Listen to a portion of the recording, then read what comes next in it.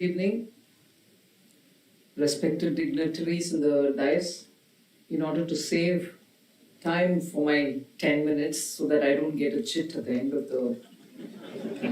I'm not taking each one of your names, pardon me for that. I'll straight get into the topic. I commend the effort that Vinayji and his team have made in getting this book, bringing it together and publishing it. The title is very evocative of what exactly we are trying to look at. He's given it a title, The Art of Implementation.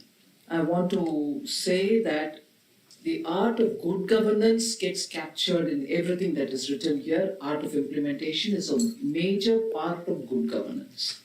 So, in looking at implementation, he's actually referring to a larger issue of the good governance itself. And in the implementation is the difference between Prime Minister Modi and probably even many other prime ministers whose intentions would have been to do good and also to execute a lot of programs.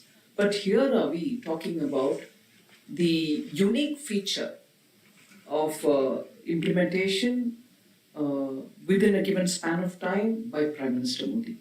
I just want to place a template before you for your consideration. The way in which last 10 years have passed, surely I can say that Prime Minister Modi, right from 2014, had a larger overall picture of how he wanted to, and he continues to have that thought, to make India future ready. But it's not a static point of, yes, you do this, therefore India is future ready. It's a dynamic thing. It is future ready as of 2014 with certain things, and it gets built over like that. So when in 2014 you looked at what was there before him, surely a lot of fundamental infrastructure, fundamental basic amenities which have to be available for the country and for the people were not in place. So one of the things that I put as, let's say, three silos in which you're looking at the entire country, the Prime Minister would have laid before us is look at all those pending projects, whether they are pending for decades, whether they are pending for years, whether they are pending for just 1 or 2 years. Look at all of them. Be sure you're going to complete all of them. And till then, don't even come up with anything new. For instance, as an example, I'm saying this, even the usually tempting example for every MP is to approach the rail minister or road minister and say, please, this stretch of railway line has been pending, I want it completed, but then I have a new destination for which we want connectivity, so please sanction that. So the large thumb rule there was, get everything that has been promised, irrespective of who had given the promise, from the first government in India to today. And saying the first government in India is not an exaggeration. There are n number of projects which were promised then, promised a bit later, and so on, and which were lying without completion. And I'll take this example of the Kollam bypass, which is in Kerala, which had waited more than 4 decades, if I'm right. Let me just look into the paper and give you the exact. No, 5 decades.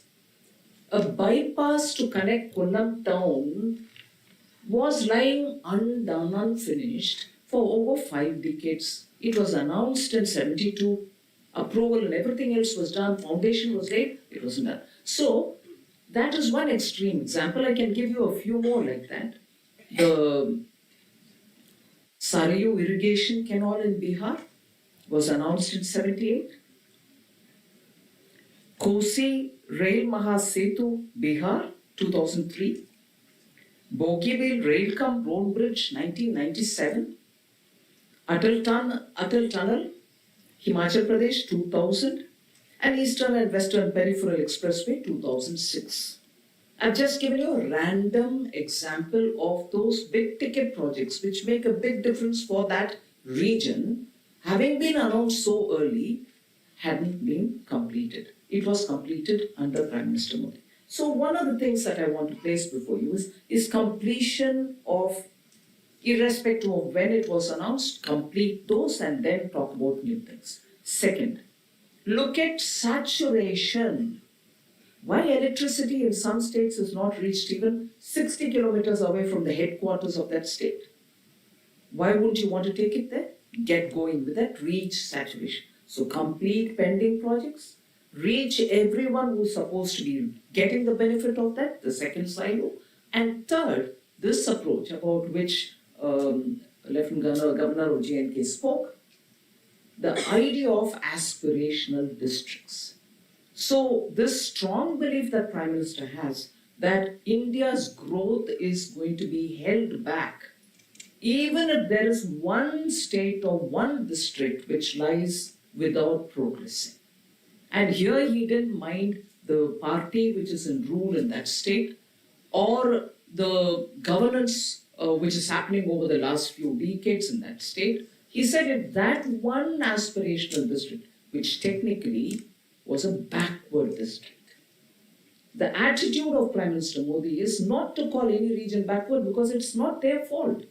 But they also are aspiring to be as developed as anybody else within that state or in the country. So he gave a very motivating name and said, come, even that has to.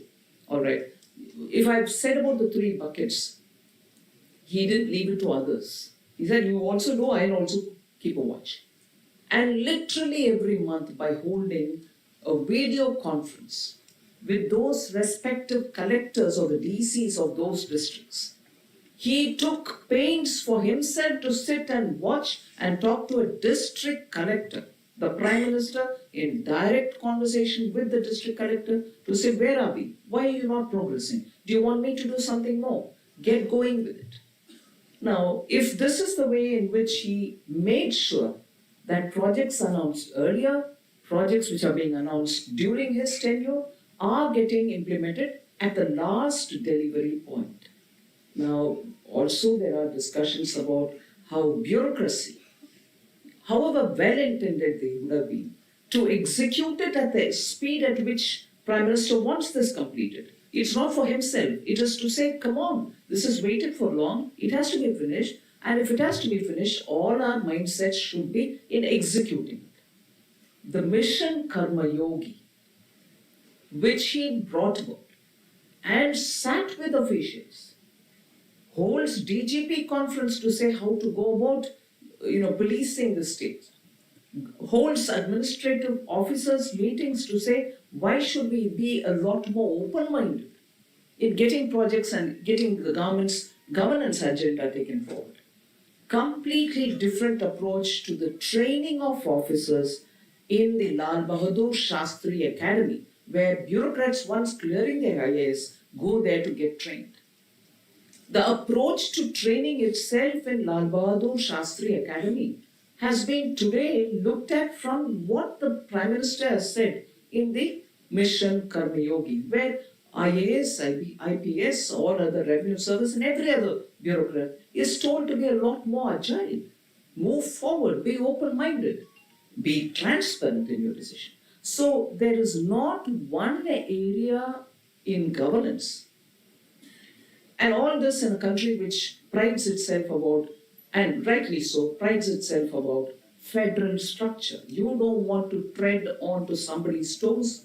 So states and their responsibilities are being respected, but yet I'm sorry, we'll have to move fast because unless everybody grows, we are not going to be able to achieve that kind of a speed with which we can aim to get everybody developed.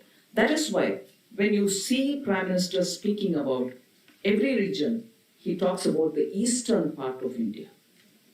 It's not as if, I know these states can develop and they are going fast, I'll help them. BJP, no BJP. There are certain sections of welfare schemes reaching people, whether it is gas, whether it is pipe, drinking water through pipe, electricity. There too. But the larger economy of some states, which need that additional support. Otherwise, why choose all those public sector fertilizer producing companies, which are located in eastern India? Barauni, Singrauli, All that being developed with new gas connection being given so that efficiency of production can increase, and this focus on East to be the powerful engine to pull the entire country is a different approach to East. East is not going to be as some, well, this is a bit of a sensitive point, but I would say a misguided argument sometimes get posed from states which are developed and let's say even states which come from the south, saying why are we funding slowly developing the eastern states, Bihar or Jharkhand or Orissa and so on. The approach Prime Minister takes on that is no, even those states with all the endowment that they have, the people who want to aspire and grow fast, they need my support, I will extend it. And I will do things in order to lift the state so that they become the engine of growth. We are not supporting them for providing crutches. We are giving them that energy with which, because they have the endowment, they can pull the new India's engine. So that's the approach. I think what is important here is not just us talking about what is being implemented. I just take the example of the Jan Dhan, of course, people did speak about. At that time, 2014, I was still in the Ministry of Finance as MOS. I know the kind of criticism which was thrown at Prime Minister, saying, oh, what is this Jan Dhan account? You're creating accounts for people with zero balance. Banks will have to put money to service them. You're burdening the banks. Prime Minister was very clear, no, I want everybody to have their accounts. And in that, a bit later, Honorable former Chief Minister Manohar Lal Khattarji spoke about how Haryana was the leading light in Beti Bachao, Beti Padhao. I'll also credit Haryana for one more thing. The actual benefit of DBT first emerged from Haryana. DBT actually helped government to save money from pilferage, save money from going to ghost accounts, save money from going to all those not entitled people who are probably just, my cousins, my brothers, my jija, whoever. And money was going to them. By having the biometric Aadhaar validation and payment into the account directly, and that payment going through an Aadhaar bridge, so that no duplicate Aadhaar will be used to say, I also have Aadhaar, but take my money away.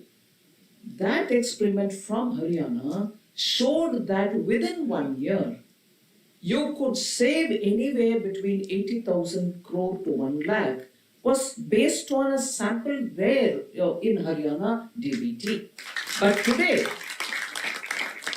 But today, because of the DBT model, and because everybody has a Jan Dhan account, the eligible beneficiary gets the money with Aadhaar validation, not just holding an Aadhaar card. Or a person can have 3 Aadhaar cards, no, all 3 don't get it. There's only one account to which a validated Aadhaar is linked and that person gets it on that.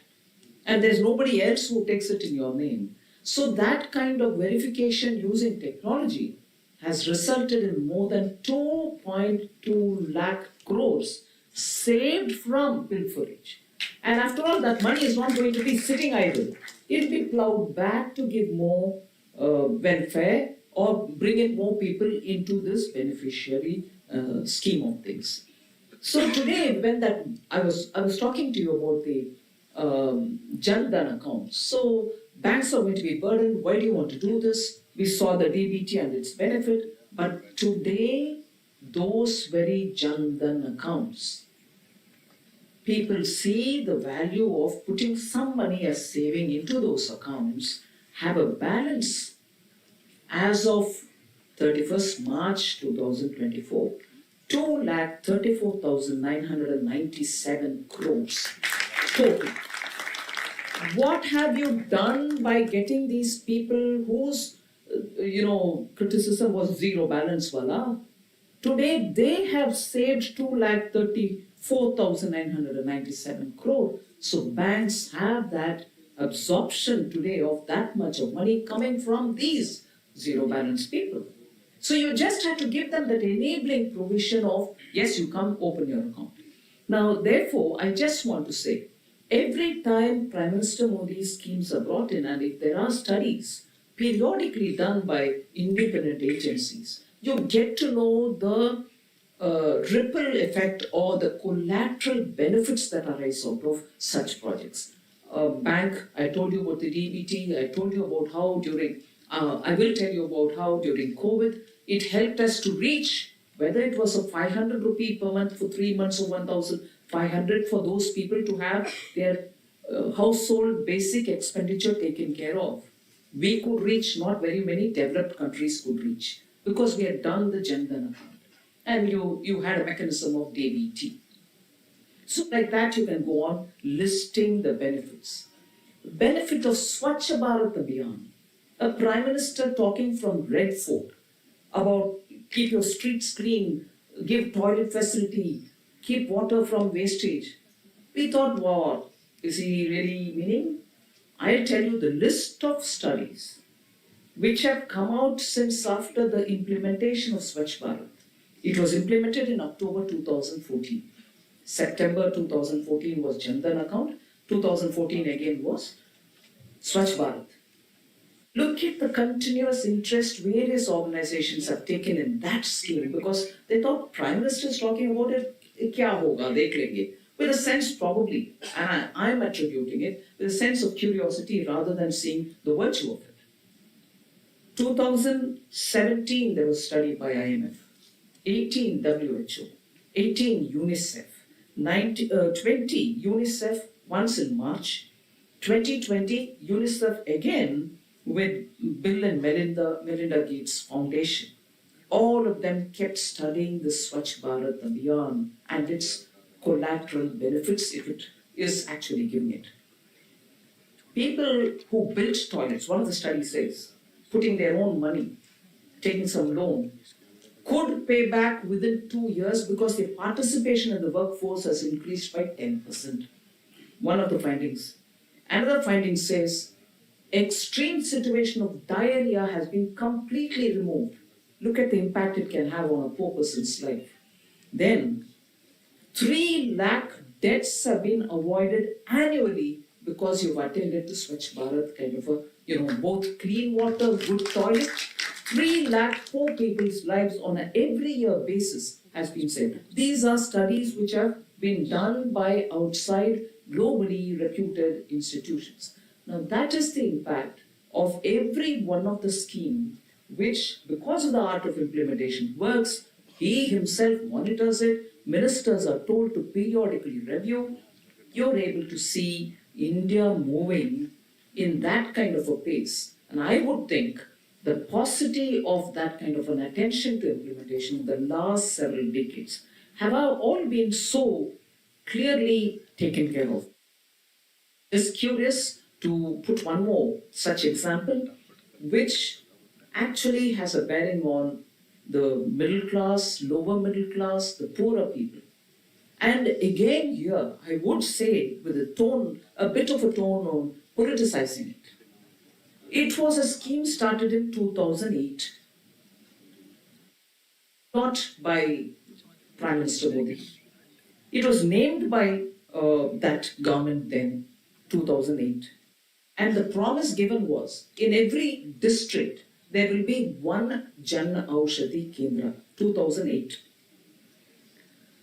When in 2014 Prime Minister Modi comes, the project of Jan Aushadhi Kendra, which was introduced in 2008, after nearly 6 years, had only total of 80 Jan Aushadhi Kendras in the entire country. And 2011 census, you had about 640 districts. Now it's gone well over 750, I think. So only 80 in 8 years. Look at the progress, because the art of implementation worked even in this. 2016, it reached 279. 17, it reached 1,080. December 17, it reached 3,000 all over the country. 2020, it reached 6,000 all over the country. 2024, 11,000 Jan Aushadhi Kendras all over the country in 700 odd districts. What does this Jan Aushadhi Kendra do? The same medicines for blood pressure, diabetes, illness, seasonal fever, flu, everything is sold at 60% lesser than the marketed rates at which branded medicines are sold. It reaches the common man, it reaches everybody who don't have to spend that kind of amount and actually works for the middle class, if anything.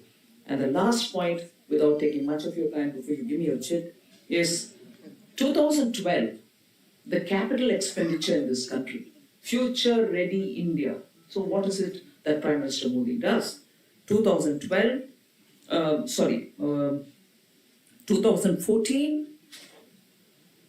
as a result of capex, you have share of capital to the total expenditure of the state, of the country, increasing at very high levels. 16% it was in 2014. 24, it has reached 28%, meaning the total expenditure which goes to revenue expenditure, which is considered not really the ideal expenditure because it doesn't create assets for you. The capital expenditure was only 16 for every 100 rupees in 2014. It's now gone to 28, nearly touching 30. So a third of what you spend is going for creating assets under Prime Minister Modi. Highways, 2014-15, we were building only 12 kilometers per day, whereas now we build 28 kilometers per day. Highways length covered.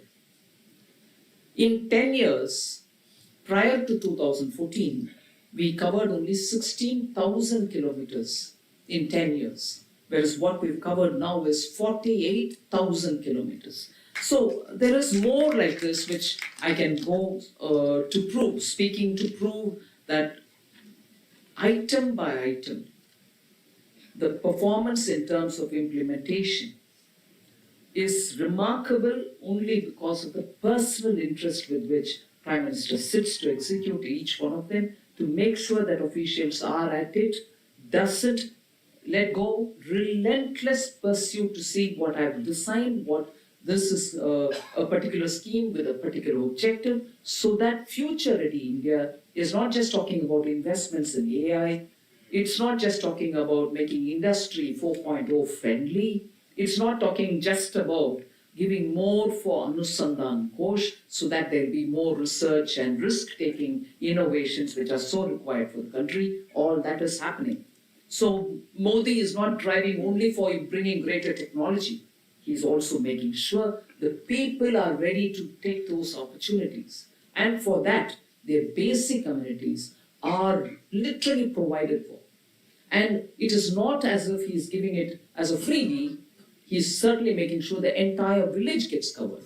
And after the entire village, every household gets covered. And there is no choosing between this or that person. Everybody in that street gets it. Everybody in the village gets it. Optical fibers went to schools. Now they're going even to Panchayat and everybody else. So the art of implementation, how much ever you study it and how much ever you're going to be able to talk about it, is actually a big contribution that Prime Minister Modi is making for generations of Indians. Otherwise, where the world is struggling today, the DPI, the digital public infrastructure, is a point which was raised. G20 was awestruck by us doing so much and also scaling it up. It's one thing for your young people to be innovative and get you solutions, but have you utilized that and have you spread it? Prime Minister Modi has ensured scaling up is shown and common people can adapt to it because he's constantly thinking, is it reaching them in the language in which they want? Is it reaching them at cost-free kind of a situation? So do I invest or do I make private investors put in money in it? So when you constantly go on looking at these kind of factors, common people benefit from it, scaling up happens automatically. So Future Ready India is to make sure people are given the opportunity beyond the basic necessity on which their time gets wasted. If only India in the last few decades had had somebody giving this kind of an attention for implementation, we would have caught the bus in terms of development lots before than what we are doing now. But I'm grateful that we have a Prime Minister who's giving so much attention. Like yesterday, he did mention 24/7. I'm committed for the sake of 2047. Not just a nara. That's what it does. And we as Indians, I think, are absolutely benefiting from this kind of a dedication because all sections are deriving the benefit. The benefit is not as a patronage, it is for you to be able to stand up with that kind of an empowerment so that we can all build a Viksit Bharat by 2047. Thank you very much.